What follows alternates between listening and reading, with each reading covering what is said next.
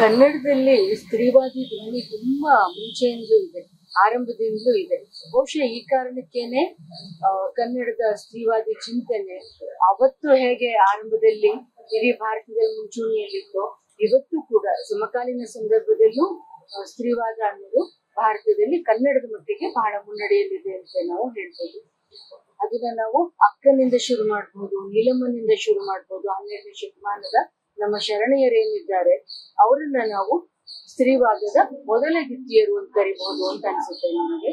ಅವರು ಸ್ತ್ರೀವಾದ ಅನ್ನೋದನ್ನ ಸ್ತ್ರೀವಾದ ಅನ್ನುವ ಹೆಸರಿನಲ್ಲ, ಬದಲಿಗೆ ಅದು ಒಂದು ಮನುಷ್ಯ ಸಹಜವಾದ ಪ್ರಾಕೃತಿಕವಾದ ಹಕ್ಕು ಅನ್ನುವ ನೆಲೆನಲ್ಲಿ ಅವರು ಅದನ್ನ ಶುರು ಮಾಡಿದ್ರು ನಮ್ಮಲ್ಲಿ. ಯಾವಾಗ ಅಕ್ಕ ಗಂಡ ಮನೆಗೆ ಒಡೆಯನೇ ಅಲ್ಲ, ಹೆಂಡತಿ ಮನೆಗೆ ಒಡೆತಿಯ ಅಲ್ಲ ಅಂತ ಹೇಳಿದ್ಲು, ಅಥವಾ ಯಾವಾಗ ನೀಲಮ್ಮ ಅಂದೆ ಎಲ್ಲ ನಾನು ಹರುಷದ ಧೈರ್ಯವುಳ್ಳ ಹೆಣ್ಣು ಅಂತ ಹೇಳಿದ್ರು. ಸಾಮಾನ್ಯವಾಗಿ ಗಂಡಾಳಿಕೆಯಲ್ಲಿ ಹೆಣ್ಣನ್ನ ಹಂದೆಯಾಗಿ, ಸಹೇರಿಯಾಗಿ ಮತ್ತು ನಗುವಿಲ್ಲದ ಹೆಣ್ಣಾಗಿ ನೋಡುತ್ತೆ. ಆದ್ರೆ ನೀಲಮ್ಮ ಹೇಳ್ತಾಳೆ ಹರುಷದ ಧೈರ್ಯವುಳ್ಳ ಹೆಣ್ಣು, ನನ್ನ ಸಂತೋಷವೂ ಇದೆ, ಧೈರ್ಯವೂ ಇದೆ ಅಂತ ಹೇಳ್ತಾಳೆ. ಇದು ಯಾವುದೇ ಜೀವಿಯನ್ನು ಮುನ್ನಡೆಸಬೇಕಾಗಿರೋ 2 ಮೂಲ ಧಾತುಗಳು ಅನ್ನೋದಾದ್ರೆ, ಸ್ತ್ರೀವಾದ ಅನ್ನೋದು ಅದ್ರ ತಾತ್ವಿಕತೆಯನ್ನ ಯುರೋಪ್ ನಲ್ಲಿ ಕಟ್ಕೊಳ್ತು ಅಂತ ನಾವೇನ್ ಅನ್ಕೊಂಡಿದ್ದೀವಿ. ಅದಕ್ಕಿಂತ ಎಷ್ಟೋ 100 ವರ್ಷಗಳ ಹಿಂದೆ ಕರ್ನಾಟಕದಲ್ಲಿ ಈ ಸ್ತ್ರೀವಾದದ ತಾತ್ವಿಕತೆ ಅನ್ನೋದು ಶುರು ಆಗಿತ್ತು ಅನ್ನೋದು ನಮ್ಗೆ ತುಂಬಾ ಸಂತೋಷದ ಮತ್ತು ಸಮಾಧಾನದ ಸಂಗತಿ ಆಗ್ಬೇಕು. ಆದ್ರೆ ಮುಂದುವರಿದ ಕಾಲಘಟ್ಟದಲ್ಲಿ 12ನೇ ಶತಮಾನದ ನಂತರದಲ್ಲಿ ಮತ್ತೆ ವ್ಯವಸ್ಥೆ ಅದೇ ಹಳೆಯ ಚೌಕಟ್ಟಿಗೆ ಬಂದು ಬೀಳೋದಿಕ್ಕೆ ಒಂದು ಅವಕಾಶ ಆಗ್ಬಿಡ್ತಲ್ವಾ. ಅದು ಒಂದು ದುರಂತ ಅಂತ ಹೇಳ್ಬೇಕು ನಾವು. ಅಂದ್ರೆ ಯಾವ ವೈಚಾರಿಕ ಬೆಳಕನ್ನ, ದೀಪವನ್ನ ಶರಣೆಯರು ಹಚ್ಚಿದ್ರು, ಆ ದೀಪವನ್ನ ಮುಂದುವರ್ಸೋದಕ್ಕೆ ನಮ್ಗೆ ಆಗ್ಲಿಲ್ವೇನೋ, ಆ ಬೆಳಕನ್ನು ಮುಂದುವರ್ಸೋದಕ್ಕೆ ನಮ್ಗೆ ಆಗ್ಲಿಲ್ವೇನೋ ಅಂತ ನಮ್ಗೆ ಅನ್ಸುತ್ತೆ. ನಾವು ಮತ್ತೆ ಅದೇ ಗಂಡಾಳಿಕೆ ಚೌಕಟ್ಟಿನ ಒಳಗಡೆಗೆ ಸಿಕ್ಕಾಕೊಂಡ್ವಿ ಅಂತ ಅನ್ಸುತ್ತೆ. ಇತ್ತೀಚಿನ ದಿನಗಳಲ್ಲಿ ನಾವು ಅದರಿಂದ ಹೊರಗೆ ಬರೋದಕ್ಕೆ ಪ್ರಯತ್ನಗಳನ್ನ ನಡೆಸ್ತಾನೆ ಇದ್ದೀವಿ ನಿರಂತರವಾಗಿ, ಅಲ್ವಾ. ಅವತ್ತು ಅಕ್ಕ ಇದ್ದು ಅಂತಂದ್ರೆ ಇವತ್ತು ನಮ್ಮಲ್ಲಿ ಕನ್ನಡದ ಅನೇಕ ಬರಹಗಾರ್ತಿಯರು. ಫಾರ್ ಎಕ್ಸಾಂಪಲ್, ಕಲ್ಯಾಣಂನವರು ಒಂದು ಮಾತು ಹೇಳ್ತಾರೆ, ಸಾಹಿತ್ಯವು ಹೆಣ್ಣಿನ ಆಜನ್ಮ ಸಿದ್ಧ ಹಕ್ಕು ಅಂತ ಹೇಳ್ತಾರೆ. ಸಾಹಿತ್ಯ ಹೆಣ್ಣಿನ ಆಜನ್ಮ ಸಿದ್ಧ ಹಕ್ಕು. ನಾವು ಹೇಳ್ತೀವಿ ಬರವಣಿಗೆ ಆಮೇಲೆ ಸಿಕ್ತು, ಶಿಕ್ಷಣ ಪೂರ್ತಿ ಸಿಕ್ತು ಅಂತೆಲ್ಲ ನಾವು ಅನ್ಕೊಳ್ಳುವ ಹೋಗ್ತೀವಿ. ಶಿಕ್ಷಣ ಸಿಕ್ಕಿದ ಬೇದಿನಲ್ಲಿ ಕಲ್ಯಾಣಂವರಿಂದ ಬರುವ ಒಂದು ಮಾತು, ಅದಕ್ಕೊಂದು ಲಿಪಿಯನ್ನು ಕೊಟ್ಟಿದ್ದಾರೆ. ಹೆಣ್ಣಿನ ಎಲ್ಲ ಕಾಲದಲ್ಲಿ ಇತ್ತು ಅನ್ನೋದು ಅದನ್ನ ಆಜನ್ಮ ಸಿದ್ಧ ಅಂತ ಅವ್ರು ಹೇಳ್ತಾ ಇರ್ಬೇಕಾದ್ರೆ ಕಲ್ಯಾಣದಲ್ಲಿ 2-3 ಅಂಶಗಳನ್ನು ಹೇಳ್ತಾ ಇದ್ದಾರೆ. ಮೊದಲನೇದು, ಸಾಹಿತ್ಯ ಅನ್ನೋದು ಯಾವಾಗಲೂ ಸತ್ಯದ ಪರವಾಗಿರುತ್ತಲ್ವ. ಸಾಹಿತ್ಯ ಅದರಿಂದ ಹೇಳ್ತಾನಲ್ಲ, ಅರಿಸ್ಟಾಟಲ್ ಹೇಳ್ತಾನೆ ಲಿಟ್ರೇಚರ್ ಇಸ್ ಯೂನಿವರ್ಸಲ್ ಟ್ರೂತ್ ಅಂತ ಅವ್ನು ಹೇಳ್ತಾನೆ. ಸಾಹಿತ್ಯ ಅನ್ನೋದು ಸಾರ್ವತ್ರಿಕವಾದ ಒಂದು ಸತ್ಯ ಅಂತ ಹೇಳ್ತಾರೆ. ಆ ಸಾರ್ವತ್ರಿಕವಾದ ಸತ್ಯವನ್ನ ಕುರಿತ ಹಾಗೆ ನಮ್ಮಲ್ಲಿ ಒಂದು ನಂಬಿಕೆ ಇತ್ತಲ್ಲ, ಅಂದ್ರೆ ನಾನು ಸಾಹಿತ್ಯವನ್ನ ರಚನೆ ಮಾಡ್ತೀನಿ ಅನ್ನೋದ್ರ ಅರ್ಥ ಏನು ಅಂದ್ರೆ ನಾನು ಸತ್ಯವನ್ನ ಹೇಳ್ತೀನಿ ಅಂತ. ಹೆಣ್ಮಕ್ಳು ಹೇಳುವ ಸತ್ಯ ಯಾವಾಗ್ಲೂ ಯಾವ್ದಾಗಿರುತ್ತೆ ಅಂದ್ರೆ, ಈ ಗಂಡಾಳಿಕೆ ಶ್ರೇಣೀಕೃತ ವ್ಯವಸ್ಥೆಯಿಂದ ಹೆಣ್ಣು ಅನುಭವಿಸ್ತಾ ಇರುವ ಭಾವನೆಗಳೇನಿದ್ದಾವೆ, ಪಾಡುಗಳೇನಿದ್ದಾವೆ, ಅದನ್ನ ಅವಳು ಹೇಳ್ತಾ ಇದ್ದಾಳೆ, ಆ ಸತ್ಯವನ್ನ ಅವಳು ಹೇಳ್ತಾಳೆ. ಅದ್ರಿಂದ ನಾನು ಸಾಹಿತ್ಯ ರಚನೆ ಮಾಡ್ತಿದ್ದೀನಿ ಅಂತಂದ್ರೆ ನಾನು ಬಹಳ ದೊಡ್ಡ ಸತ್ಯವನ್ನ, ಅಪ್ರಿಯವಾದ ಸತ್ಯವನ್ನ, ಲೋಕಕ್ಕೆ ಇಷ್ಟ ಆಗದೆ ಇರುವ ಸತ್ಯವನ್ನ ಹೇಳ್ತಾ ಇದ್ದೀನಿ ಅಂದ್ರೆ ಅರ್ಥ ಆಗ್ತದೆ ಅಲ್ವಾ. ಅದರಿಂದ ಅವತ್ತು ಶುರುವಾದ ಹೆಣ್ಣಿನ ಈ ಪ್ರಯಾಣ ಇಲ್ಲಿ ತನಕ ಮುಂದುವರ್ಕೊಂಡು ಬಂದಿದೆ ಕರ್ನಾಟಕದಲ್ಲಿ, ಮತ್ತು ಆ ಒಂದು ಪರಂಪರೆಯ ಒಂದು ಭಾಗ ಆಗೋದಕ್ಕೆ ನನಗೆ ತುಂಬಾ ಸಂತೋಷ ಆಗುತ್ತೆ. ನಾನು ಬರಿತಾ ಇದ್ದೀನಿ ಅನ್ನುವ ಕಾರಣಕ್ಕೆ ನಾನು ಆ ಪರಂಪರೆಯ ಭಾಗ ನಾನು ಹೇಳಲ್ಲ. ಒಂದು ಹೆಜ್ಜೆ ಇಡುವ, ಮನೆಯಲ್ಲಿ ಒಂದು ಮಾತನಾಡುವ, ತನ್ನ ಆಯ್ಕೆಯ ಬದುಕಿಗಾಗಿ ಒಂದು ಹೆಜ್ಜೆ ಮುಂದೆ ಇಡುವ ಎಲ್ಲ ಹೆಣ್ಮಕ್ಳು ಈ ಪರಂಪರೆಯ ಒಂದು ಭಾಗ ಅಂತ ನಾನು ಹೇಳ್ತೀನಿ. ಕೇಳೋಣ ಅಂತ ಯಾವ ಪ್ರಶ್ನೆಗಳು ಅಂತಲ್ಲ, ಒಂದೊಂದ್ಸಲ ನಾವು ನೀವು ಗೊತ್ತಿದ್ದನ್ನ ನಾವು ಅಭಿನಯ ಮಾಡ್ತೇವೆ. ಅಭಿನಯದಲ್ಲಿ ನಾವು ಅದನ್ನ ವ್ಯಕ್ತಿ ಗೊತ್ತಾಯ್ತು, ಅದನ್ನ ಅಭಿವ್ಯಕ್ತಿ ಮಾಡ್ತೀವಿ. ಅದು ನಮ್ಮದೇ ರೀತಿಯಲ್ಲಿ ಅದು ತಗೊಂಡೋಗಿ ಸ್ತ್ರೀವಾದವನ್ನ ಸ್ಟೇಜ್ ಮೇಲೆ ಹಾಗೆ ನೀವು ನಿಮ್ಮ ಸ್ತ್ರೀವಾದವನ್ನ ಮುಂದೆ ಇಡಬೇಕಾದ್ರೆ, ಅಥವಾ ಸಾಮಾನ್ಯವಾಗಿ ನಾವು ಯಾವುದೇ ಇದನ್ನ ಮಾಡಿದ್ರೆ ಪುರುಷ ವಿರೋಧಿ ಏನು ಆಗ್ತಾರೆ ಅಂತ ಸಣ್ಣಾಗಿ ಹೇಳ್ಬಿಡ್ತಾರೆ ಬೇರೆ. ಅದನ್ನ ಅಲ್ಲದೆಯೂ ನಾವು ಅದನ್ನ ಬಹಳ ಒಳಗಡೆಯಿಂದ ಒಂದು ಸುತ್ತಿ ರೇಷ್ಮೆ ಬಟ್ಟೆನ ಸುತ್ತಿ ಹೊಡೆದಂಗೆ ಅದನ್ನ ಕೆಲವು ನೀವುಗಳೆಲ್ಲ ಆ ರೀತಿ ಬರೀ ಸ್ತ್ರೀವಾದದ ಪಾಠಗಳೆಲ್ಲ ನಾವು ಸಾಹಿತ್ಯ ಕೃತಿಗಳಿಂದ ಕಲ್ತ ಹಾಗೆ ರಂಗಕೃತಿಗಳಿಂದ ಕಲ್ತಿದ್ದೀವಿ. ಭಾಗೀರಥಿ ಅಭಿನಯಿಸಿದ ಆಷಾಢದ ಒಂದು ದಿನ ಇನ್ನು ನನ್ನ ಕಣ್ಣಿಂದ ಇದೆ ಆಯ್ತಾ, ಹದ್ದು ಮೀರಿದ ಹಾಗೆ.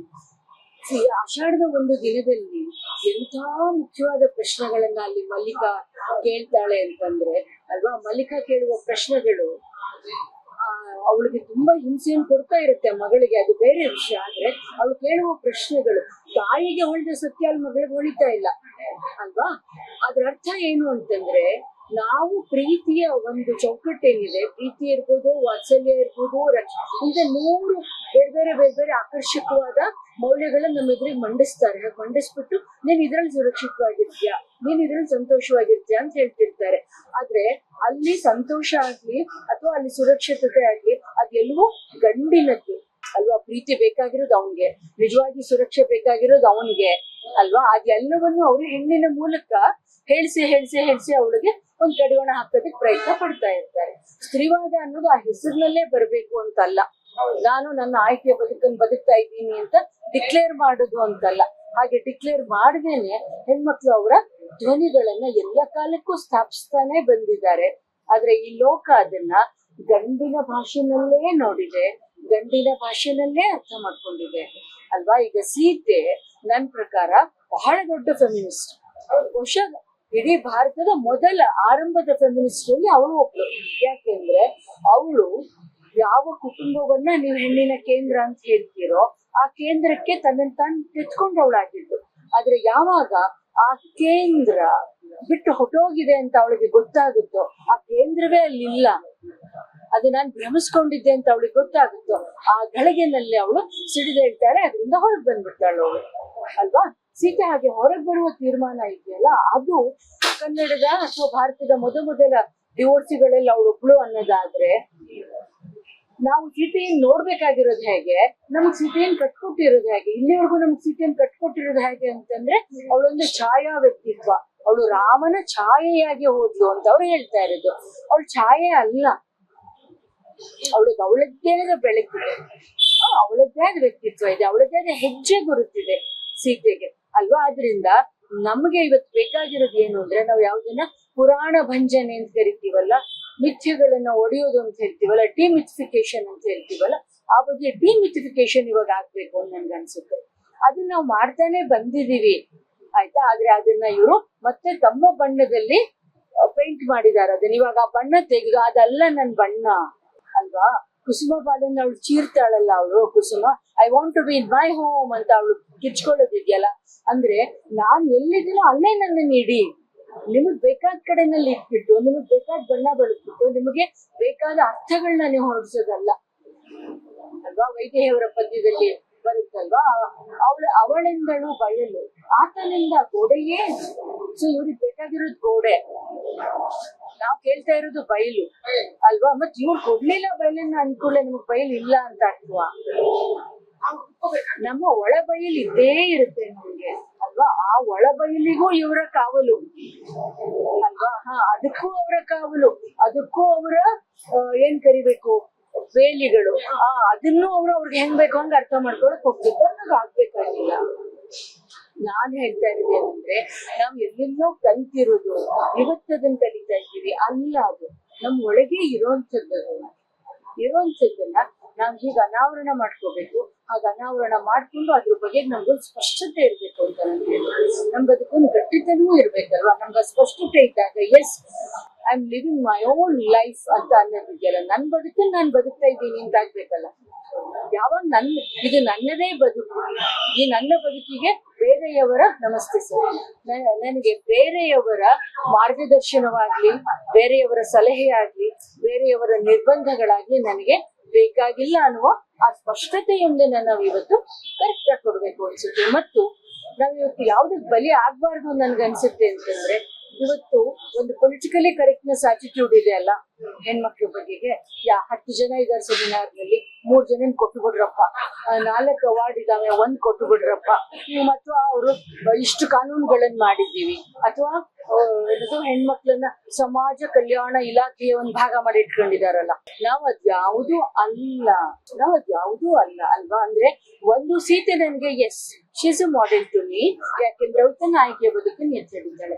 Shakuntala is a model to me, ಯಾಕೆಂದ್ರೆ ಅವಳು ತನ್ನ ಆಯ್ಕೆಯ ಬದುಕನ್ನು ಎತ್ತಿಟ್ಟಿದ್ದಾಳೆ. ಅವಳು ಸೀತೆಗಿಂತ ಒಂದು ಹೆಜ್ಜೆ ಮುಂದೆ ಹೋಗ್ತಾಳೆ. ತಾಯ್ತನವೂ ತನ್ನ ಹಕ್ಕು ಅಂತ ಅವಳು ಹೇಳ್ತಾಳೆ ಅವಳು ಅಲ್ವಾ. ಇಡೀ ಲೋಕ ಅವಳಿಗೆ ಕರುಣೆ ತೋರಿಸ್ತಾ ಇದ್ರೆ ಅವಳು ಹೇಳ್ತಾಳೆ, ನನಗೆ ನಿಮ್ಮ ಕರುಣೆಯ ಬಿಸಾತೆ ಇಲ್ಲ ಅಂತ ಹೇಳ್ತಾಳೆ ಅವಳು. ಎದಕ್ ಬೇಕು ನಿಮ್ ಕರುಣೆ? ಎಸ್, ನಾನು ಇಷ್ಟಪಟ್ಟು ನನ್ನ ಮದುವೆ ಮಾಡ್ಕೊಂಡಿದ್ದೀನಿ, ನನಗೆ ತಾಯ್ತನ ಬೇಕಾಗಿತ್ತು, ನಾನು ಅದನ್ನು ಪಡ್ಕೊಂಡಿದ್ದೀನಿ. ಆಯ್ತಪ್ಪ, ನನ್ ಮದುವೆ ಮುರಿದು ಹೋಯ್ತು ಖರೆ. ಅದು ಮುರಿದು ಹೋಗಿರೋದ್ರ ಬಗ್ಗೆ ನನಗೆ ದುಃಖ ಇದೆ, ವಿಷಾದ ಇದೆ. ಆದ್ರೆ that is not the end of my life. ಅದ್ ನನ್ ಬದುಕಿನ ಕೊನೆ ಅಲ್ವೇ ಅಲ್ಲ. ಅವ್ಳು ಹೇಳಿದ್ ಏನು ಅಂದ್ರೆ, ನನಗೆ ಬೇಕಾದದ್ದನ್ನ ನಾನು ಪಡ್ಕೊಂಡಾದ್ಮೇಲೆ ನಾನ್ ಮುಂದಿನ ಜೀವನವನ್ನ ನಡೆಸೋದಕ್ ಬೇಕಾಗಿರುವ ಆತ್ಮವಿಶ್ವಾಸವನ್ನು, ಆ ಸಂತೋಷ ನಾನು ಕೊಟ್ಟಿದ್ಯಲ್ಲ, ಇವಾಗ ಕಳ್ಕೊಂಡಿದ್ದೀನಿ. ಅದ್ರ ಪಡ್ಕೊಂಡಿದ್ ಖರೆ ಹೌದಲ್ಲ, ಮತ್ ಪಡ್ಕೊಂಡಿದ್ರ ಬಗೆಗೆ ಲೋಕಕ್ಕೆ ಯಾಕೆ ಅಷ್ಟೊಂದ್ ಸಮಸ್ಯೆ ಇದೆ? ಲೋಕ ನನ್ನನ್ನ ನಾನು ಸೋಮರುಖದಲ್ಲೇ ಸತ್ತೋಗ್ಬಿಡೋ ಅಷ್ಟು ಮಾತಾಡುತ್ತಲ್ಲ, ಅಯ್ಯೋ ಪಾಪ. ಅವಳು ಶಕುಂತಲೆ ಹೇಳ್ತಾಳಲ್ವಾ, ಶಕುಂತಲೆಯೊಂದಿಗೆ ಕಳೆದ ಅಪರಾಹ್ನದಲ್ಲಿ, ನನ್ಗೆ ನಿಮ್ಮ ಕರುಣೆಯ ಹಂಗೆ ಇಲ್ಲಪ್ಪ. I the happiest person. ನನ್ನ ಸಂತೋಷಕ್ಕೆ ನೀವ್ ಯಾಕ್ರಿ ಮಾನದಂಡಗಳನ್ನ ಇಟ್ಕೊಂಡಿದ್ದೀರಾ, ಅಳತೆಗಳು ಇಟ್ಕೊಂಡಿದ್ದೀರಾ? ನನ್ನ ಸಂತೋಷದ ಅಳತೆಗಳು ನನ್ನೊಳಗೆ ಇವೆ. ಅದನ್ನ ನಾವು ಇವತ್ತು ಕಂಡ್ಕೋಬೇಕು ಅಂತ ಹೇಳುದು. ಅದು ಯಾವುದೇ ಇರ್ಬಹುದು, ಅತ್ತೆ ಮಾವರಿ ಗಂಜಿ ಸುತ್ತೇಳು ನೆರೆಗಂಜಿ ಅನ್ನೋದೂ ಇದಿರ್ಬಹುದು, ಅಥವಾ ಹೆಣ್ಣು ಗಂಧದ ಹಾಗೆ ತೇಯ್ದು ಮುಗಿಸ್ಬಿಡ್ಬೇಕು ಅವಳು ಬದು ಅಲ್ಲ. ನನಗೋಸ್ಕರ ತೀಕೊಳ್ಳೋದನ್ನು ನಾನು ಕಂಡ್ಕೋಬೇಕಲ್ಲ ಅಲ್ವಾ. ನಮ್ಮನ್ನ ಕ್ಯಾರೆಕ್ಟರೈಸೇಷನ್ ನಲ್ಲಿ ಎಲ್ಲದರಲ್ಲೂ ಹಂಚಿಟ್ಬಿಟ್ಟಿದಾರಲ್ವಾ. ನಿನ್ ಹೆಂಡತಿ, ನಿನ್ ಮಗಳು, ನಿನ್ ಅಕ್ಕ, ನಿನ್ ತಂಗಿ ಅಲ್ವಾ, ಹಿಂಗೆ ಎಲ್ಲ ರೋಲ್ ಫಿಕ್ಸೇಷನ್ ಗಳು ಆಗೋಗ್ಬಿಟ್ಟಿದೆ ನಮ್ಗೆ. ಇವಾಗ ನಮ್ಮ ಎದುರಿಗಿರುವ ಪ್ರಶ್ನೆ ಏನು ಅಂದ್ರೆ, ಆಶಾ ಅನ್ನೋಳು ಅಮ್ಮ ಆಗಿದ್ದಾಳೆ, ಮಗಳಾಗಿದ್ದಾಳೆ. ಎಸ್, ಬಟ್ ವೇರ್ ಈಸ್ ಆಶಾ ಅಲ್ವಾ? ಆ ಪ್ರಶ್ನೆಯನ್ನ ನಾವ್ ಹೆಣ್ಮಕ್ಳು ಹಾಕೊಳ್ಳೋದೇ ತುಂಬಾ ತಡವಾಗಿ, may be in our middle age ಅಲ್ವಾ. ನಮ್ಗೆ ಇವತ್ತು ಬೇಕಾಗಿರುವ ತಿಳುವಳಿಕೆ ಅಥವಾ ನಾವು ನಡೆಸಬೇಕಾಗಿರುವ ಅರಿವಿನ ಪ್ರಯಾಣ ಯಾವುದು ಅಂದ್ರೆ, ನಮ್ಮ ಹೆಣ್ಮಕ್ಳಿಗೂ ಅದಕ್ಕಿಂತ ಮುಖ್ಯವಾಗಿ ನಮ್ಮ ಗಂಡು ಮಕ್ಕಳಿಗೂ ಅಲ್ವಾ, ಆ ವ್ಯಕ್ತಿತ್ವದ ಖಚಿತತೆ ಅನ್ನೋದು ಗಂಡಿಗೂ ಇರುತ್ತೆ, ಹೆಣ್ಣಿಗೂ ಇರುತ್ತೆ ಅನ್ನೋದನ್ನ ನಾವು ಇವತ್ತು ಕಲಿಸ್ಬೇಕು ಅಂತ ಅನ್ಸ್ಕೊಂಡು. That's what I sincerely feel. ಅಂದ್ರೆ ಅದು, ಮತ್ತು ನಮ್ಮ ಶಿಕ್ಷಣದಲ್ಲಿ ಏನದು ಕಿತ್ತೂರು ರಾಣಿ ಚೆನ್ನಮ್ಮ, ಝಾನ್ಸಿ ರಾಣಿ, ಕಲ್ಪನಾ ಚಾವ್ಲಾ, ನೋ, ನಾನು ಹೇಳ್ತಾ ಇರೋದು ಅದು ಯಾವುದೂ ಅಲ್ಲ. ನನ್ನ ದಿನದ ದಂದುಗದಲ್ಲಿ ನನ್ನ ಬದುಕಿನ ಸವಾಲುಗಳನ್ನೇ ನಾನು ಆತ್ಮವಿಶ್ವಾಸದಿಂದ ಎದುರಿಸೋದಿದೆಯಲ್ಲ, ಅದೇ ಇವತ್ತು ನಾವು ಹೆಣ್ಮಕ್ಳಿಗೆ ಕಲಿಸ್ಬೇಕಾಗಿರುವ, ಅದು ಮತ್ತು ಗಂಡು ಮಕ್ಳಿಗೆ ಕಲಿಸ್ಬೇಕಾಗಿರೋ ಒಂದೊಂದು ಶಿಕ್ಷಣ ಅಂತ. When we say gender sensitization, ಏನು ಜೆಂಡರ್ ಸೆನ್ಸಿಟೈಸೇಷನ್ ಅಂದ್ರೆ? ಎಷ್ಟು 1000 ಪ್ರೋಗ್ರಾಮ್ಗಳಿದಾವೆ ಜೆಂಡರ್ ಸೆನ್ಸಿಟೈಸೇಷನ್ ಬಗ್ಗೆ. ಅದೆಲ್ಲ ಇದ್ದಾಗ್ಲೂ ಕೂಡ, ಮೊನ್ನೆ ರಮ್ಯನ್ಗಾದಂತ ಟ್ರೋಲ್ ಇದ್ದಿರಬಹುದು, ಅಥವಾ ಇನ್ಯಾವುದೇ ಹೆಣ್ಮಗಳಿಗಾದಂತ ಟ್ರೋಲ್ ಇರ್ಬೋದು, ಅದೇನೇನ್ ಹೇಳುತ್ತೆ ಅಂತಂದ್ರೆ, ನೀವು ಹೆಣ್ಣಿನ ಜೊತೆನಲ್ಲಿ ಈ ಲೋಕ ಮಾತಾಡಕ್ಕೆ ಕಲ್ತ್ಕೊಂಡಿರೋದು ಒಂದೇ ಭಾಷೆ, ಅದು ದೇಹದ ಭಾಷೆ. ದೇಹವಲ್ಲದೆ ಇನ್ನೊಂದು ನೆಲೆನಲ್ಲಿ ಹೆಣ್ಣಿನ ಜೊತೆನಲ್ಲಿ ಮಾತಾಡಕ್ಕೆ ಗೊತ್ತಿಲ್ಲ ಈ ಲೋಕಕ್ಕೆ ಅಲ್ವಾ. ಸೊ ನಾವು when we talk about literary text, ನಾವು ಯಾವಾಗ್ಲೂ ಏನ್ ಹೇಳ್ತಿರ್ತೀವಿ ಅಂತಂದ್ರೆ, the world is yet to learn women's language ಅಂತ. ಲೋಕ ಇನ್ನೂ ಹೆಣ್ಣಿನ ಭಾಷೆಯನ್ನ ಕಲಿಬೇಕಾಗಿದೆ. ಹೆಣ್ಣಿನ ಭಾಷೆಯನ್ನು ಕಲಿಯೋದು ಅನ್ನೋದ್ರ ಅರ್ಥ ಏನು ಅಂತಂದ್ರೆ, we need to undergo the sensitivity of women ಅಲ್ವಾ. ಸೆನ್ಸಿಟೈಸೇಷನ್ ಅಂದ್ರೆ ಹೆಣ್ಣಿನ ಸಂವೇದನೆಯನ್ನು ಒಳಗೊಳ್ಳೋದು ಅಂತ ಆಗ್ಬೇಕಲ್ವಾ ಅಲ್ವಾ. ಅಲ್ಲದೆ ಹೋದ್ರೆ ಹೆಣ್ಣು ಮಕ್ಕಳು ಅತ್ಯಾಚಾರವನ್ನು ಸುಖಿಸುತ್ತಾರೆ ಅನ್ನುವ ಕೃತಿ ಯಾಕೆ 12 ಸಲ ಮರುಮುದ್ರಣ ಆಗುತ್ತೆ? ಹಾಗೆ ಅದನ್ನ ಯಾರು ಪ್ರಶ್ನೆ ಮಾಡದೆ ಒಪ್ಕೊಂಡ್ಬಿಡ್ತಾರೆ. ಹಾಗೆ ಅಂತವ್ರು ಕನ್ನಡದ ಬಹಳ ದೊಡ್ಡ ಲೇಖಕರಾಗ್ತಾರೆ. ಇಂಥ ಪ್ರಶ್ನೆಗಳನ್ನ ನಾವು ಹಾಕೋಬೇಕಲ್ವಾ. ಅಂದ್ರೆ ಇದೊಂದು ದೊಡ್ಡ ಅಗ್ನಿದಿವ್ಯದ ಪ್ರಯಾಣ. ಅದು ಹೇಗೆ ಅರಿವಿನ ಪ್ರಯಾಣವೋ ಅದು ಅಗ್ನಿದಿವ್ಯದ ಪ್ರಯಾಣವೂ ಹೌದು. ಪ್ರತಿದಿನ ನೋಡಿ, ಇವಾಗ ನಾವು ಯೂನಿವರ್ಸಿಟಿಯಲ್ಲಿ ಕೆಲಸ ಮಾಡ್ತೀವಿ ಅಂದ್ರೆ ಕೆಲವ್ರು ಹೇಳಿ, ಅಯ್ಯೋ ನಿಮ್ದೆಲ್ಲ ಬಿಡಿ ಮೇಡಮ್ DI ಗ್ರೂಪ್ ಅಂತ. ಏನು ಡಿ ಐ ಗ್ರೂಪ್ ಅಂತ ಕೇಳಿದ್ರೆ ಅವ್ರು ಹೇಳಿದ್ರು ಮೇಡಮ್ ನಿಮ್ದೆಲ್ಲ ಡಬಲ್ ಇನ್ಕಮ್. ನಾನು ಹೇಳಿದೆ ಡಬಲ್ ಇನ್ಕಮ್ ಐ ಅಗ್ರಿ, ಆದ್ರೆ ಅದನ್ನ ನೀವು ನಿಮಗೂ ಹೇಳ್ಕೋಬೇಕು. If your wife is working and if is getting salary ಅಲ್ವಾ. ನಾನು ನನ್ನ ಅರ್ಹತೆಯ ಮೇಲೆ ಒಂದು ಕೆಲಸ ಪಡ್ಕೊಂಡಿದ್ದೀನಿ, ನಾನು ಮಾಡುವ ಕೆಲ್ಸಕ್ಕೆ ನನ್ಗೊಂದು ಕೂಲಿ ಕೊಡ್ತಾರೆ. ಅಂದ್ರೆ ಹೆಣ್ಮಕ್ಳ ಆರ್ಥಿಕ ಸ್ವಾವಲಂಬನೆಯ ಬಗೆಗೆ ಎಷ್ಟು ಅಸಹನೆ ಇದೆ ಈ ಲೋಕಕ್ಕೆ, ಎಷ್ಟು ಅಸಹನೆ ಇದೆ. ನಾವು ಓಡಾಡುವ ಒಂದು ಕಾರ್, ನಾವು ಇಟ್ಕೊಳ್ಳೋ ಒಬ್ಬ ಡ್ರೈವರ್, ಎಲ್ಲದ್ರ ಬಗೆಗೂ ಅದಕ್ಕೆ ಕಮ್ಮಿ ಇರುತ್ತೆ ಅಲ್ವಾ. ಅದಕ್ಕೆ ವೈದೇಹಿ ಹೇಳ್ತಾರಲ್ಲ, ನಾವ್ 2 ಹೆಜ್ಜೆ ಮುಂದೆ ಹೋಗಿದ್ದೀವಿ ಅಂದ್ರೆ 4 ಹೆಜ್ಜೆ ಹಿಂದೆ ಹೋಗಿದ್ದೀವಿ ಅಂತ ನಮ್ಗೆ ಅನ್ನಿಸ್ತಾ ಇರುತ್ತೆ ಅಲ್ವಾ. ಅಂದ್ರೆ ಎಲ್ಲ ಕಾಲದಲ್ಲೂ ಈ ಪ್ರಯಾಣದಲ್ಲಿ ನಾವ್ ಇದ್ದೇ ಇದ್ದೀವಿ, ಏರಿಳಿತಗಳು ಇದ್ದೇ ಇದ್ದಾವೆ. ಆದ್ರೆ ಇವತ್ತಿನ ಕಾಲ ಇನ್ನೂ ಕಡು ಕಷ್ಟದ ಕಾಲ ಅಂತ ನನ್ಗೆ ಯಾಕೆ ಅನ್ಸುತ್ತೆ ಅಂತಂದ್ರೆ, ಇವತ್ತಿನ ಕಾಲದಲ್ಲಿ ಗಂಡಾಳಿಕೆಯ ಛದ್ಮವೇಷಗಳು ಹಿಂದಿಗಿಂತ ಹೆಚ್ಚಾಗಿದ್ದಾವೆ ಅಂತ ಅಲ್ವಾ. ಅದು ಆಧುನಿಕತೆಯ ಹೆಸರಿನಲ್ಲಿ, ಬಿಡುಗಡೆಯ ಹೆಸರಿನಲ್ಲಿ, ಸ್ವಾವಲಂಬನೆಯ ಹೆಸರಿನಲ್ಲಿ, ಮತ್ತೆ ತನಗೆ ಬೇಕಾದ ಸ್ಟೀರಿಯೋಟೈಪ್ ಹೆಣ್ಣನ್ನೇ ಅದು ಪಡ್ಕೊಳ್ತಾ ಇದ್ದಾರೆ. ಜಾಹೀರಾತಿನಲ್ಲಿ ಅಲ್ವಾ, ಮಾಡೆಲಿಂಗ್ ನಲ್ಲಿ ಕಾಣಿಸ್ಕೊಳ್ಳುವ ಹೆಣ್ಮಕ್ಳು ಅವ್ರು ಯಾಕೆ ಅವರನ್ನು ಪ್ರಚೋದಿಸುವ ಹಾಗೆ ಆ ಹೆಣ್ಮಕ್ಳು ಮಾಡೆಲ್ಗಳಾಗ್ಬೇಕು ಅನ್ನೋದಾದ್ರೆ, ನಾವು ಅದನ್ನ ಯಾವ ಹೆಸರಿನಲ್ಲಿ ಪಡ್ಕೊಳ್ತಾ ಇದ್ದೀವಿ? ನಮ್ಗೆ ಹಣ ಸಿಗುತ್ತೆ ಅಂತ, ನಮ್ಗೆ ಅದನ್ನೊಂದು ಉದ್ಯೋಗ ಅಂತ ನಾವು ಮಾಡ್ಕೊಳ್ತಿದೀವಿ ಅನ್ನೋದಾದ್ರೆ, once again we are falling into the same trap of patriarchy. ಅದೇ ಬಲೆಗೆ ನಾವು ಬೀಳ್ತಾ ಇದ್ವಿ. ಈ ಅರಿವು ನಮ್ಮಲ್ಲೂ ಮೂಡ್ಬೇಕಲ್ವಾ ಅಂತ ನಾನು ಕೇಳ್ತೇನೆ ಅಲ್ವಾ. ಅಂದ್ರೆ ಎಲ್ಲಿಯ ತನಕ ನೀವು ದೇಹದ ಆಚೆಗೆ ಹೆಣ್ಮಕ್ಳನ್ನ ನೋಡಕ್ಕೆ ಸಿದ್ಧರಾಗೋದಿಲ್ವೋ ಅಲ್ಲಿಯ ತನಕ ಹೆಣ್ಣು ಮಾಡುವ ಇದು ವೃತ್ತಿ ಆಗಿರೋದಿಲ್ಲ, ಇದು ಶೋಷಣೆ ಆಗಿರುತ್ತೆ. ನೀವು ಇದಕ್ಕೆ ಕೊಡ್ಬೋದು, ಅದು ಬೇರೆ ವಿಷಯ, ಆದ್ರೆ ಅದನ್ನ ನಾನು ವೃತ್ತಿ ಅಂತ ಕರೀಲಾರೆ, ಆದ್ರೆ ನಾನು ಅದನ್ನ ಸ್ವಾವಲಂಬನೆ ಅಂತಲೂ ಕರೀಲಾರೆ. ಯಾಕೆ ಅಂತಂದ್ರೆ ಆ ಎರಡರ ಸುಳ್ಳು ವೇಷದಲ್ಲಿ ಗಂಡಾಳಿಕೆ ಹೆಣ್ಣಿನಿಂದ ತನಗೆ ಏನ್ ಬೇಕು ಅದನ್ನೇ ಪಡ್ಕೊಳ್ತಾರೆ ಅಲ್ವಾ. ಸೊ ಅದರಿಂದ ಬಹಳ ಕಷ್ಟದ ದಾರಿ ಇದು. ನಮ್ಗನ್ಸುತ್ತೆ, ನೀವು ಪುರುಷ ದ್ವೇಷದ ಮಾತನ್ನ ಆಗಲೇ ಹೇಳಿದ್ರಿ. ಯಾವಾಗ್ಲೂ ನನ್ಗನ್ಸೋದು ಏನು ಅಂತಂದ್ರೆ, ಯಾವ ರಾಜ್ಯಕ್ಕಿರ್ಬೋದು, ರಾಷ್ಟ್ರಕ್ಕಿರ್ಬೋದು, ಅಂತಾರಾಷ್ಟ್ರೀಯ ವಿಚಾರ ಸಂಕಿರಣಕ್ಕೆ ಹೋದ್ರೆ ನಮ್ಮ ಮೊದಲ ಚಾಲೆಂಜ್ ಏನು ಅಂತಂದ್ರೆ, ಫೆಮಿನಿಸಮ್ ಅಂದ್ರೆ ಏನು ಅಂತ ಹೇಳೋದಲ್ಲ, ಫೆಮಿನಿಸಮ್ ಅಂದ್ರೆ ಏನೇನಲ್ಲ ಅಂತ ಹೇಳುದು ಅಲ್ವಾ. ಏನೇನಲ್ಲ, ಫೆಮಿನಿಸಮ್ ಅಂದ್ರೆ ಅದು ಪುರುಷ ದ್ವೇಷ ಅಲ್ಲ, ಫೆಮಿನಿಸಮ್ ಅಂದ್ರೆ ಅದು ಸ್ಪರ್ಧೆ ಅಲ್ಲ, ಫೆಮಿನಿಸಮ್ ಅಂದ್ರೆ ಅದು ಹೋರಾಟ ಅಲ್ಲ. ಫೆಮಿನಿಸಮ್ ಅನ್ನೋದು ಒಂದು ಅತ್ಯಂತ ಮಾನವೀಯವಾದ ಅಂತಃಕರಣದ ಒಂದು ಹೋರಾಟ. And this is the most inclusive philosophical structure ಈ ನಾಗರಿಕತೆ ಕಟ್ಟಿರೋದು ಅಂತ ಅನ್ಸುತ್ತೆ ನನಗೆ. ನೀವು ಇಲ್ಲಿ ತನಕ ಬಂದಿರುವ ಯಾವ ತಾತ್ವಿಕತೆಯನ್ನು, ಸಮಾಜವಾದ ಇರ್ಬೋದು, ಮಾರ್ಕ್ಸ್ವಾದ ಇರ್ಬೋದು, ಅದು ಯಾವುದನ್ನೋ ಎದುರಿಗೆ ಒಂದನ್ನ ಇಟ್ಕೊಂಡು ಅವ್ರನ್ನ ಆಚೆಗಿಡ್ಬೇಕು ಅಂತ ನೋಡುತ್ತೆ ಅದು ಅಲ್ವಾ. ಆದ್ರೆ ಸ್ತ್ರೀವಾದ ಯಾರನ್ನೂ ಆಚೆಗಿಡಿ ಅಂತ ಹೇಳಲ್ಲ, ಯಾವುದನ್ನೂ ಆಚೆಗಿಡಿ ಅಂತ ಹೇಳೋದಿಲ್ಲ ಅಲ್ವಾ. ಎಲ್ಲವನ್ನೂ ಒಳಗೊಳ್ಳೋದಕ್ಕೆ ನೋಡುತ್ತಲ್ವಾ. ಅದು ಗಂಡಸನ್ನ ಯಾವತ್ತೂ ವಿರೋಧಿಸಿಲ್ಲ, ಅದು ವಿರೋಧಿಸ್ತಿರೋದು ಗಂಡಾಳಿಕೆಯ ಅಕಾರಣವಾದ ಅಹಂಕಾರವನ್ನ ಮತ್ತು ಕ್ರೌರ್ಯವನ್ನ ಅಲ್ವಾ. We are against system, we are against value system. ನಾವು ಮನುಷ್ಯರ ವಿರುದ್ಧ ಇಲ್ವೇ ಇಲ್ಲ, ಗಂಡಸರ ವಿರುದ್ಧ ಅಂತೂ ಇಲ್ವೇ ಇಲ್ಲ. ಮತ್ತೆ ತುಂಬಾ ಸಲ ಹೇಳಲಾಗುತ್ತೆ, ಈ ಸ್ತ್ರೀವಾದ ತುಂಬಾ ಮುಂದೆ ಬೆಳೀತಾ ಕುಟುಂಬ ಅನ್ನುವ ಚೌಕಟ್ಟು ಒಡೆದು ಹೋಗ್ಬಿಡುತ್ತೆ. ಆ ಕುಟುಂಬ ಅನ್ನುವ ಮೂಲ ಪ್ರಾಥಮಿಕ ಚೌಕಟ್ಟು ಒಡೆದು ಹೋಗ್ಬಿಟ್ರೆ ಇಡೀ ನಾಗರಿಕತೆನೆ ಕಕ್ಕಾಬಿಕ್ಕಿಯಾಗಿ ಹೋಗ್ಬಿಡುತ್ತೆ ಅಂತ ಹೇಳಲಾಗುತ್ತೆ. ನನಗನ್ಸುತ್ತೆ ಕುಟುಂಬ ಕೇಂದ್ರವನ್ನ ಹೆಣ್ಣು ಬಿಟ್ಕೊಡೋದಿಲ್ಲ ಅಂತ ಒಂದು. ಎರಡನೇದು, ಅದಕ್ಕಿಂತ ಮುಖ್ಯವಾಗಿ ಹೆಣ್ಣನ್ನ ಕುಟುಂಬ ಕೇಂದ್ರದಿಂದ ಹೊರಗಿಡೋದಕ್ಕೆ ಸಾಧ್ಯವೇ ಇಲ್ಲ. ಕುಟುಂಬ ನಮ್ಮ ಕೇಂದ್ರವೇ ಆಗಿದೆ. ನಾವು ಕೇಳ್ತಾ ಇರೋದು ಏನು ಅಂದ್ರೆ, ನಮ್ಮ ವ್ಯಕ್ತಿತ್ವಕ್ಕೆ, ನಮ್ಮ ಶ್ರಮಕ್ಕೆ ನೀವು ಒಂದು ಅಧಿಕೃತತೆಯನ್ನ ಕೊಡಬೇಕು. ಕುಟುಂಬ ವ್ಯವಸ್ಥೆ ನಾಶವಾಗಿ ಹೋಗ್ಬಿಡುತ್ತೆ ಹೆಣ್ಣು ಅದರಿಂದ ಹೊರಗಡೆ ಹೋದ್ರೆ ಅಲ್ವಾ, ಅದು ನಾಶವಾಗಿ ಹೋಗ್ಬಿಡುತ್ತೆ. ಅದರಿಂದ ನಾವು ಕೇಳ್ತಾ ಇರೋದು ಏನು ಅಂದ್ರೆ, ನಮ್ಮ ವ್ಯಕ್ತಿತ್ವಕ್ಕೆ, ನಮ್ಮ ಶ್ರಮಕ್ಕೆ ನೀವು ಒಂದು ಅಧಿಕೃತತೆಯನ್ನ ಕೊಡಿ ಅಂತ. ನೀವು ಅದನ್ನ ಕರಾರುಗಳು ಹಾಕ್ಬಿಡ್ತೀರಾ. ಕರಾರುಗಳು ಹಾಕ್ಬಿಟ್ಟು ಏನ್ ಹೇಳ್ತೀರಾ ಅಂತಂದ್ರೆ, ಇದು ಹೆಣ್ಣು ಹೀಗಿರ್ಬೇಕು ಅಂತ ಹೇಳ್ತೀರಾ.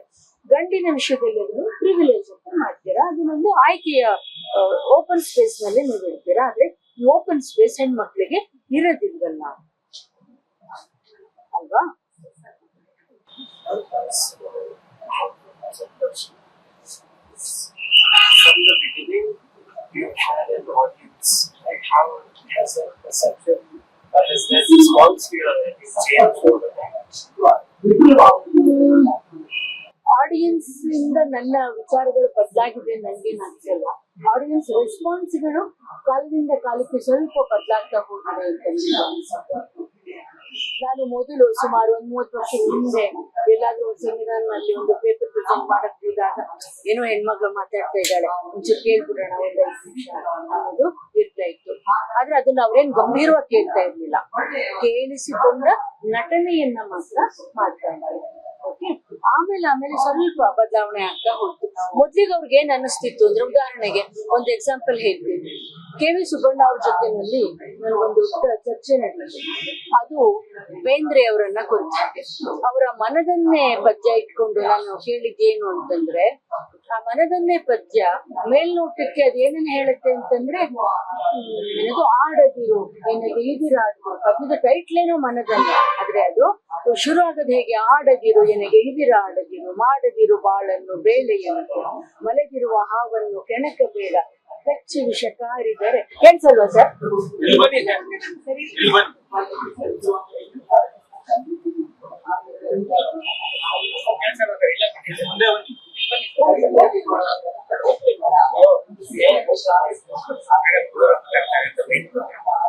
ಇಲ್ಲ ಸರ್, ಇದು ಸ್ಟ್ರಕ್ಚರ್ ಇರೋದೇ ಹಂಗೆ.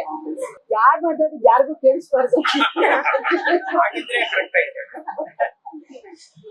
ನನ್ನ ವಾದ ಏನಾಗಿತ್ತು ಅಂದ್ರೆ, ಅದನ್ನೊಂದು ಇಂಡಿವಿಜುವಲ್ ಆದ ಪದ್ಯವಾಗಿ ನೋಡಿದಾಗ, ಮನದನ್ನೇ ಪದ್ಯವನ್ನ ನೋಡಿದಾಗ ಅದು ಏನು ಪುರುಷ ಟೇಂಕಾರದ ತುದಿನಲ್ಲಿರುವ ಹಾಗೆ ಕಾಣಿಸುತ್ತೆ.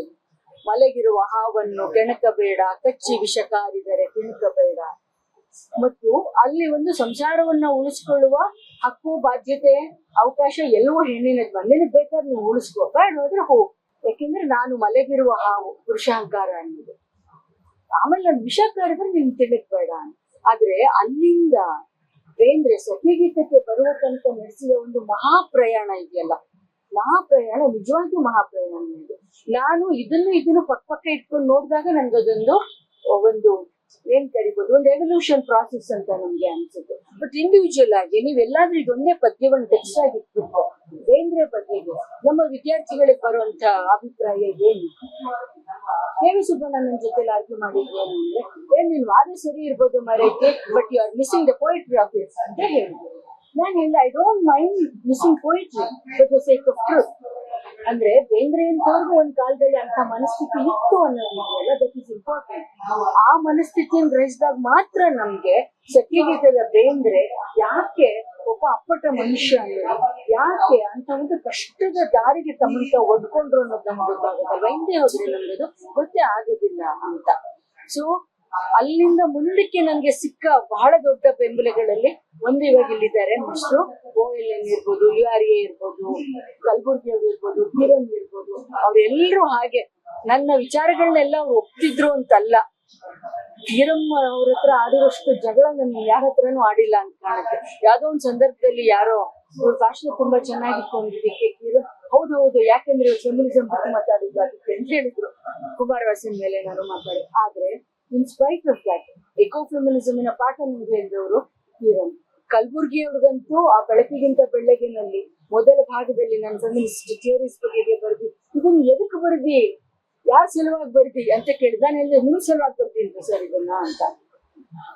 ಅವಾಗ ಅವ್ರೊಂದ್ ಮಾತಿನ ಒಪ್ಕೊಂಡ್ರು. ಅಂದ್ರೆ ನಮ್ಗೆ ಹೀಗ್ ನೋಡ್ಬೋದು ಅನ್ನುವ ಒಂದು ನೋಟ ಇರ್ಲಿಲ್ಲ. Not that were against women, ಅವ್ರು ಯಾರು ಹೆಣ್ಮಕ್ಳು ವಿರುದ್ಧ ಇರೋರಲ್ಲ. ಆದ್ರೆ ಈ ಸಂವೇದನೆಯಲ್ಲಿ ಅದನ್ನೊಂಚೂರು ಸೇರಿಸ್ಕೊಳ್ಬೇಕಾದ ಒಂದು ಅಗತ್ಯ ಇತ್ತಲ್ವಾ, ಅದನ್ನ ನಿಧಾನವಾಗಿ ಕನ್ನಡದ ಲೋಕ ಖಂಡಿತವಾಗಿಯೂ ಅರ್ಥ ಮಾಡ್ಕೊಳ್ತಾ ಇದೆ. ನಾವು ನಿರೀಕ್ಷೆ ಮಾಡಿದ ಪ್ರಮಾಣದಲ್ಲಿ ಅಲ್ಲದೆ ಇರ್ಬೋದು, ಸ್ವರೂಪದಲ್ಲಿ ಅಲ್ಲದೆ ಇರ್ಬೋದು, ಆದ್ರೆ ಅದು ಚಹಾಲೋಟದಲ್ಲಿ ಎದ್ದ ಅಲೆ ಅಂತೂ ಹೋಗಿ. ಆದ್ರೆ ಒಂದು ಡೆವಲಪ್ಮೆಂಟ್ ಇತ್ತೀಚೆಗೆ ನನಗನ್ನಿಸ್ತಾ ಇರೋದು ಏನು ಅಂದ್ರೆ, ಇವತ್ತು ನಮಗೆ ಆ ಕಡೆಯಿಂದ ಒಂದು ಅಧಿಕೃತತೆ ಬರಬೇಕು ಅಂತ ನಾವು ನಿರೀಕ್ಷೆ ಮಾಡ್ತಿದ್ವಲ್ಲ, ಆ ಅಧಿಕೃತತೆಯ ನಿರೀಕ್ಷೆನೆ ಹೊರಟೋಗಿದೆ ಅಂತ ಅನ್ಸುತ್ತೆ. ಇವತ್ತು ನಮ್ಮ ಪ್ರಯತ್ನ, ನಮ್ಮ ದೃಷ್ಟಿಕೋನ, ನಮ್ಮ ಧೋರಣೆ ಏನಾಗಿದೆ ಅಂತಂದ್ರೆ, self authentication is more than enough. ನನಗೆ ಅದು ಕನ್ವಿನ್ಸ್ ಆಗಿದೆ, ನನಗೆ ಅದು ಸರಿ ಅಂತ ಅನ್ಸಿದೆ. ಲೋಕ ಅದಕ್ಕೆ 0 ಮಾಡಿಸ್ಕೊಡ್ಲಿ, ನಾನು ಅದಕ್ಕೆ 10 ಕೊಟ್ಕೊಟ್ಟಿದ್ದೀನಿ. ಸೊ ಇದು ನಿಜವಾಗಿಯೂ ಒಂದು ಸಾಂಸ್ಕೃತಿಕವಾದ ಪಲ್ಲಟಕ್ಕೆ ಬೇಕಾಗಿರೋ ಒಂದು ಮೈಂಡ್ ಸೆಟ್ ಅಂತ ಅನ್ಕೊಳ್ಸುತ್ತೆ. ಅದು ನಿಧಾನವಾಗಿ ಶೇಪ್ ಆಗ್ತಾ ಇದೆ ಅಂತ ನನಗೆ ಅನ್ಸುತ್ತೆ.